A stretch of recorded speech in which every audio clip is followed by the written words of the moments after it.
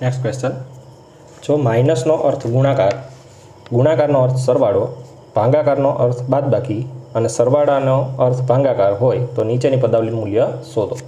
હવે અહીં આપણને એક પદાવલી આપેલી છે. શું આપેલું છે? તો કે 8 - 3 ભાગ્યા 16 ગુણ્યા 36 પ્લસ 6.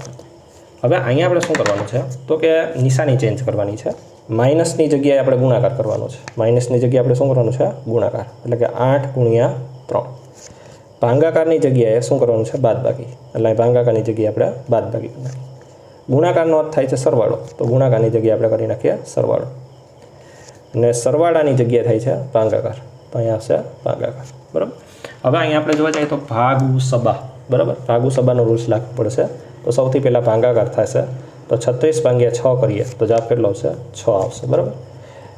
પછી ભાગાકાર પછી આવશે ગુણાકાર. તો ગુણાકાર 8 તેરી કેટલા થઈ જશે? 24 - 16 તો અહીંયા છે જ. શું કર્યું આપણે? અહીં બે ઓપરેશન કર્યા, એક ભાગાકાર અને એક ગુણાકાર. બરાબર. તો ભાગાકાર થઈને 6 આવ્યા, ગુણાકાર થઈને 24 આવ્યા.